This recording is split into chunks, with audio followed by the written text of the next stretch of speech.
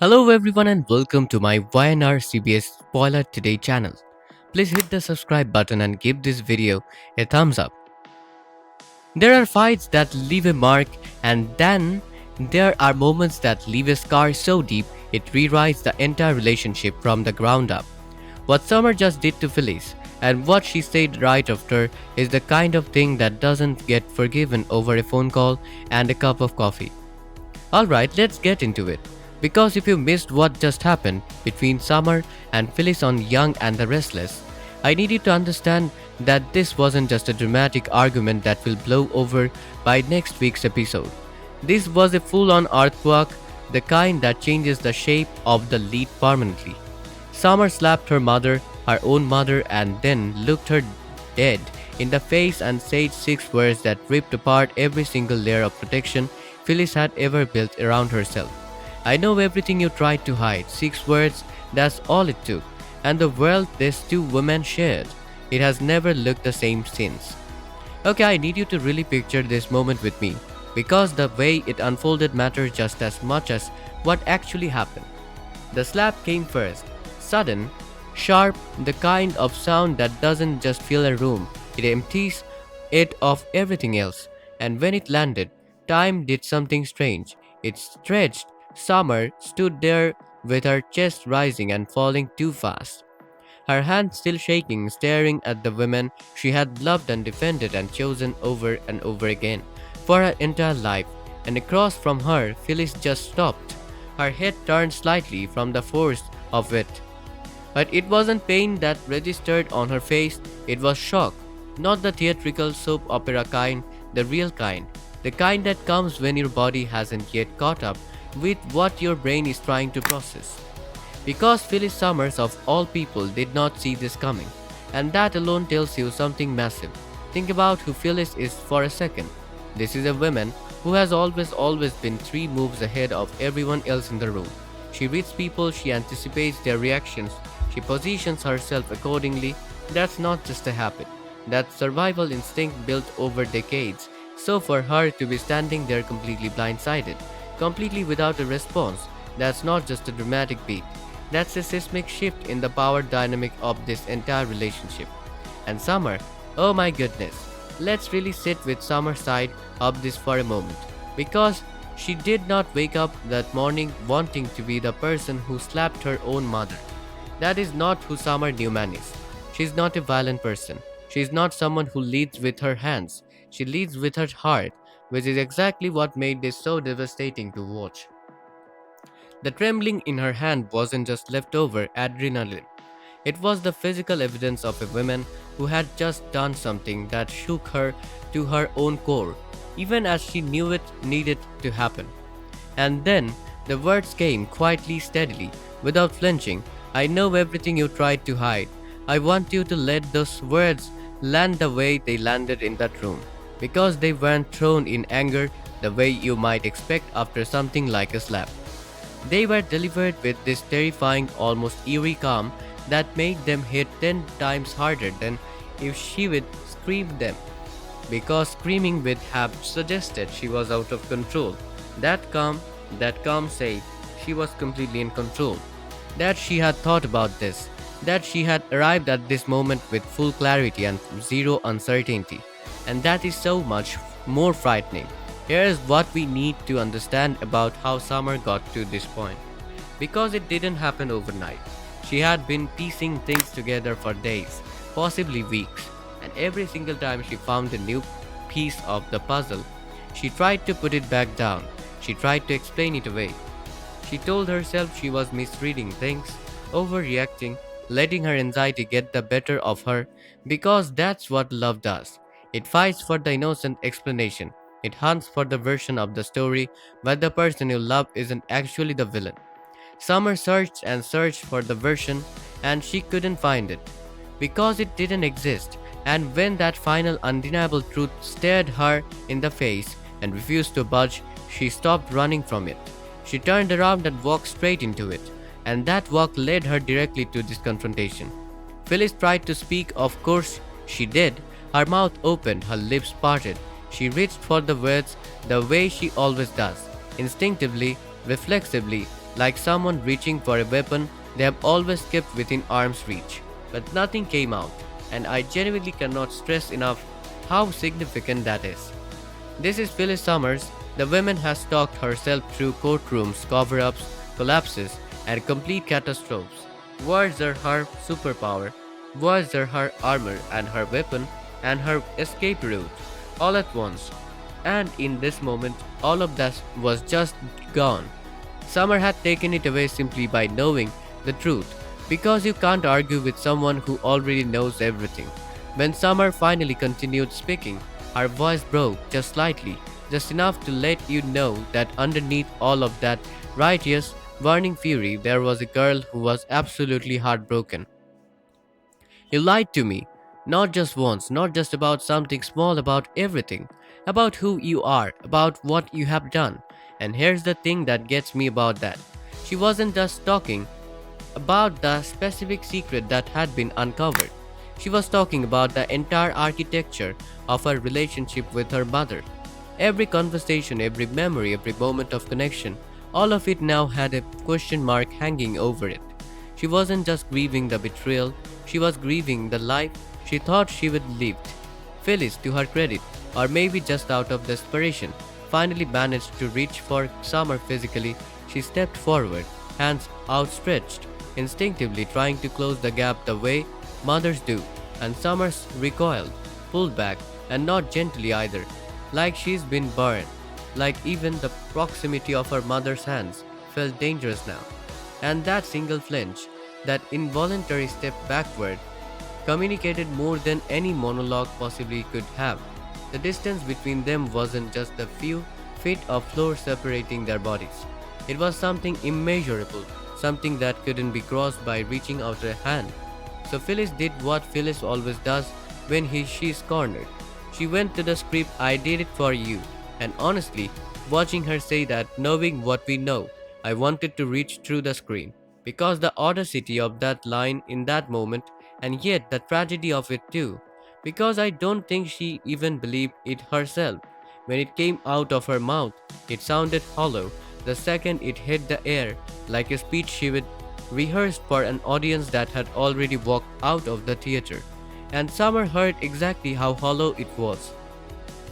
She let out this laugh, not a happy one, not even really a laugh, more like the sound a person makes when something is so absurd it bypasses tears entirely. And she shook her head.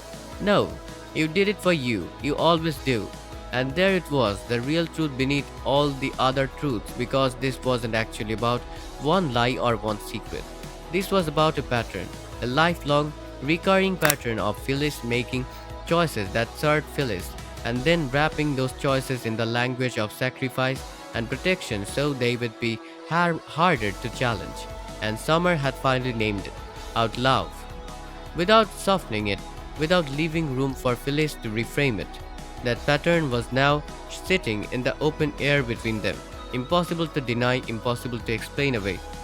Phyllis' face crumpled slightly at that, just slightly, just enough to show you the crack in the foundation.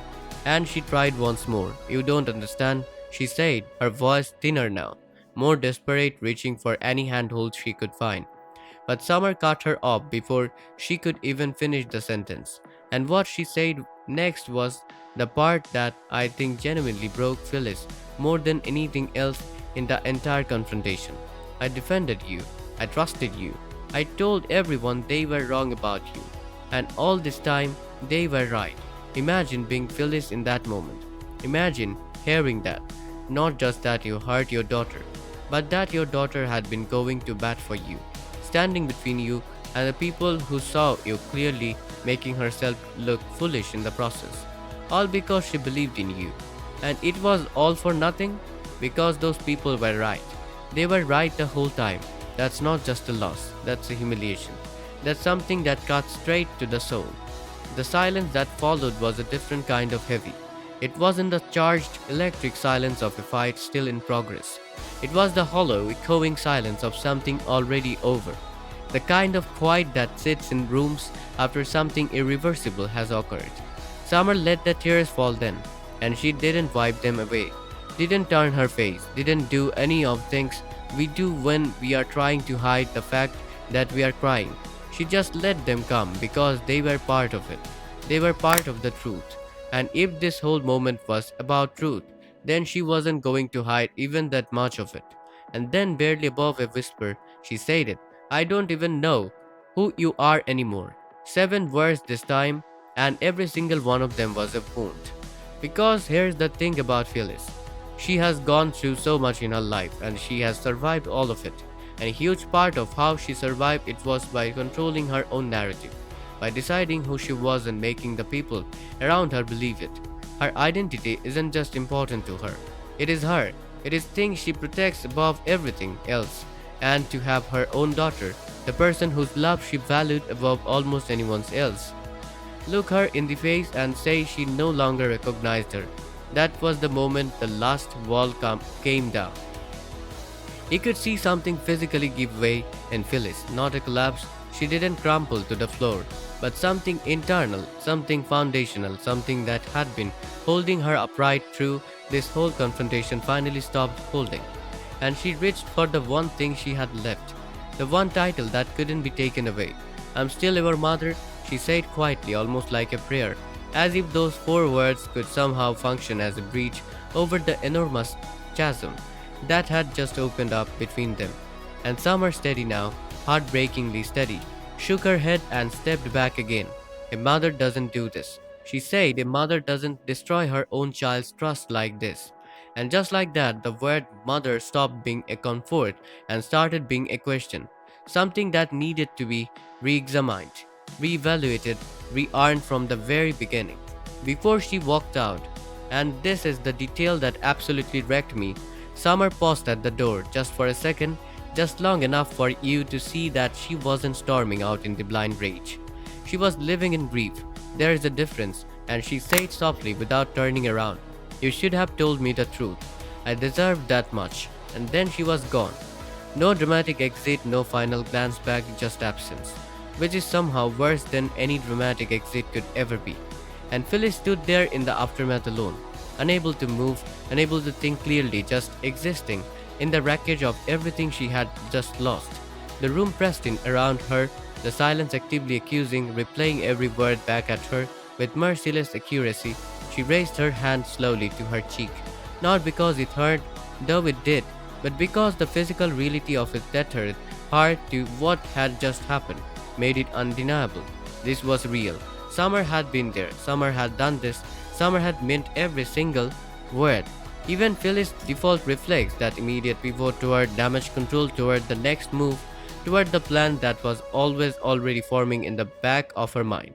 Even that failed her. She whispered this isn't over to herself, but even she could hear how unconvincing it sounded, because for the first time in a very long time, she wasn't sure she was the one who got to decide that. And that uncertainty, for Phyllis Summers, that might be the most devastating thing of all. Outside, Summer was moving without direction, quick steps, shallow breaths, no destination, just distance. Just the primal need to get physically away from the place where everything fell apart. But the moment followed her anyway. The sound of the slap, the look on Phyllis' face, the way her own voice had cracked even as she tried to keep it controlled. She stopped eventually, pressing both hands to her temples, and asked a question out loud that she already knew the answer to. Why would you do this to me? And the knowing of the answer, the fact that she already understood it deep in her gut, that made it worse, not better, because this wasn't a mistake. Phyllis didn't stumble into this. She made choices. She kept making them, and Summer had spent years absorbing the consequences of those choices, while telling herself it wasn't as bad as it looked. Back inside, Phyllis eventually found the strength to move, slowly, deliberately, like someone navigating a room they have suddenly lost the map to. She picked up her phone, she scrolled, her thumb stopped over Summer's name, and for a moment, just a moment, you could see the old Phyllis trying to reassert herself, the one who always called, the one who always pushed through, the one who always fixed things one way or another. But something stopped her. Maybe it was the specific look in Summer's eyes in those final moments, maybe it was the finality in her voice. Or maybe, in the quietest, most honest corner of herself, Phyllis finally understood that some things cannot be fixed with a phone call. Some damage requires something more radical than a conversation. She locked the screen and set the phone down, and in doing so, she did something genuinely rare for her. She sat with the discomfort instead of running from it. She let the truth she would spend so long hiding finally exist in the phone. With no one left to spin it for, no narrative left to protect, I never meant to hurt you. She said quietly to nobody, to the empty room, to some version of Summer she could only reach in her imagination now. And that was perhaps the saddest line of the entire episode. Not because it was a lie, I think she meant it completely, but because meaning well and doing harm are not mutually exclusive. And for once, Phyllis could not argue her way around that truth. What this moment signals for where the story is headed goes so much deeper than a dramatic confrontation between two women who have always had a complicated relationship. This was a structural collapse. This was the load bearing wall of their entire bond being knocked out. And now everything that was built on top of it is unstable. For Phyllis, the consequences are going to ripple outward in ways she cannot yet fully see, because so much of who she tells herself she is has been anchored in Summer's love for her, Summer's belief in her. Take that away, and the architecture of Phyllis' self image starts showing cracks everywhere. She is going to be forced to either reckon with that honestly and change, genuinely change, not just perform the appearance of change, or she is going to retreat into old patterns and eventually lose Summer permanently. And I think somewhere in that quiet moment by the window, staring at her own reflection, she knew that too. For Summer, this is the beginning of a completely different kind of hurt. Because walking away from this doesn't mean walking away clean. She is walking away carrying the weight of every moment she defended her mother, every relationship she strained because she was so certain the people criticizing Phyllis were wrong. She is still carrying the grief of a version of her mother that may never have existed in quite the way she believed. And she is going to have to figure out how to reveal her sense of reality when the person who helped shape that reality turns out to have been editing it all along. Here's where I land on all of this, and I'm going to be honest with you the way I always am. I have watched these two characters for a long time, and I have felt sympathy for Phyllis in more moments than I probably should have. Because she is compelling, she is magnetic, she makes you want to be on her side even when every rational thought says you shouldn't be. But this moment, Summer's confrontation, the slap, those words felt like the show finally letting the truth breathe. Like it stopped protecting Phyllis from her own consequences and let the full weight of them land exactly where they were supposed to. And Summer's fury was righteous in the very best sense of that word. Not self-righteous, not performative, genuinely righteous, earned, deserved, and delivered with a kind of clarity that I found incredibly moving to watch. What gets me is that Summer still loves her mother. That stubborn, quiet corner of her that still holds on even in the middle of all that devastation. That's the most human thing about this whole storyline. She's not a cartoon hero delivering come comeuppance to a cartoon villain. She's a daughter who desperately wanted a different truth and had to accept the one she actually got, and that's genuinely heartbreaking, no matter which side of it you are standing on. So here's where things stand. A slap that echoed through more than just a room. 6 words that unravel years of carefully maintained fiction, and two women now standing on opposite sides of a divide that neither of them fully knows how to cross, or whether crossing it is even something they want to attempt. The question that's going to define the next chapter of this story isn't whether they can repair this. It's whether either of them is actually willing to do what that repair would require. For Phyllis, that means genuine accountability, not performance, real change, not the appearance of it. And for Summer, it means deciding whether love is enough for of a reason, reveal trust with someone who broke it this completely. I want to hear from you in the comments right now. And don't just give me a one-word answer. Really think about this. If Phyllis came to you with "I did it for you," after everything Summer uncovered? Would any part of you believe her? And the bigger question, if the person you defended the loudest and longest turned out to be exactly who everyone always warned you they were, would you find it in yourself to stay? Or would you finally choose yourself and walk away? Because I genuinely think there is no universally right answer. There is only the honest one.